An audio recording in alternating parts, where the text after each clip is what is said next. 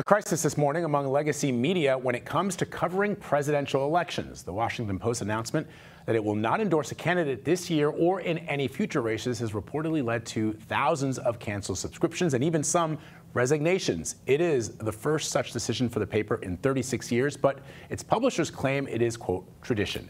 CBS News correspondent Kelly O'Grady is here in Studio 55 and joins me now. First of all, welcome to CBS News. It's good to have you. Thank you. It's great to be here. It's great to have you because you have a business background, Yes. much similar to myself, and so we're going to be able to dig into these really sort of meaty business discussions like this one.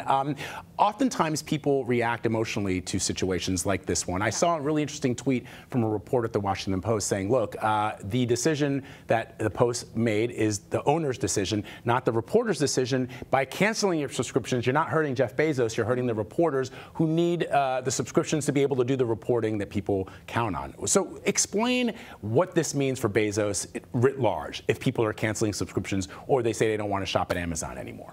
Yeah, so I mean, the Amazon point I think is is the more salient one. You know, I think here, if you have someone cancel subscriptions, you know, this for Bezos is not the meat of where he's making his money, right? This is sort of more of a passion project. But if you start to see folks, you know, express their frustration about a product that they thought had a certain brand, that they expected a certain message from, and they say, look, I'm not going to go shop at Amazon. I'm not going to go pay for a ride on Blue Origin. Not many of us can. That's his space endeavor. You might start to see more of that pressure. I will say, Vlad, this is something that we've seen from a lot of businesses over the past 5 to 10 years. You've seen people take more of a step into that realm with political and social issues, whether they feel empowered or pressured to do so. Right. And you do see consumers saying, hey, that's not why I come to you. And yet it doesn't really affect them, right, Kelly? You have people like Elon Musk who's out there campaigning for the president. A lot of billionaires, Mark Cuban is campaigning for Kamala Harris.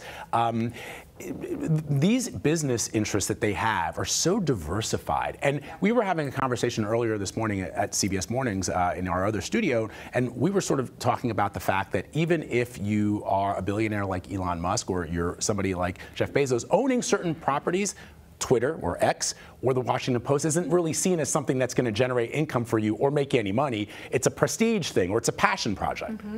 That's right. Though what I will say is when Elon Musk took the step into that world, he said, you know, I'm going to make this the virtual town square. You did see the stock price of one of his other companies, Tesla, go down. And so, look, I mean, Tesla's doing fine. They're crushing it. But you do see that investor concern, that consumer concern. And I will note, Reed Hastings, who's the co-founder of Netflix, also got into this area where he went and he gave $7 million to VP Kamala Harris's campaign. And then all of a sudden, people started canceling their Netflix subscription. They said, this is not why I come to this. But there is always that distinction of a business leader versus the business. But from the consumer perspective, they're kind of saying, well, look, this is the same thing.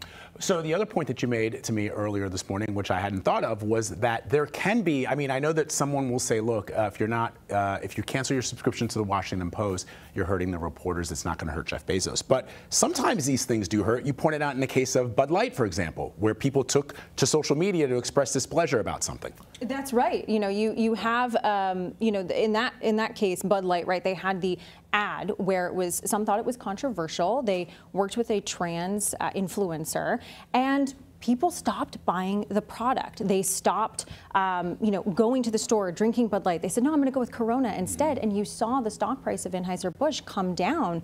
You know, in this case, I will say, to be fair, you know, they're saying, look, this is a return to our roots. We're not going to do this. And so we do have to, you know, mention that as well. But when you're a consumer and you see something like this happen and you vote with your wallet, and I will leave you with this, Vlad, Michael Jordan said, hey, Republicans buy sneakers too, and that's why he never endorsed anyone. Yeah, and it's a good point. I do think, though, that there will be something interesting that people will take note of as we are 8 days out from this election, which is this anticipatory bowing down to pressure that some CEOs are taking, and they may never come to bear. Let's say Donald Trump loses this election. It will all be for naught. On the other hand, I do wonder when you try to make a deal like that in anticipation of a potential presidency, in this case Donald Trump's, we know that Donald Trump is not necessarily the most loyal person in the world. So it really just becomes, if you say one thing that angers him, he decides, I don't care what you did before the election, I only care about the here and the now. It's a very transactional relationship, you know? really fascinating. It's great to have you. Great to be Thanks here, for Vlad. coming by. Appreciate it.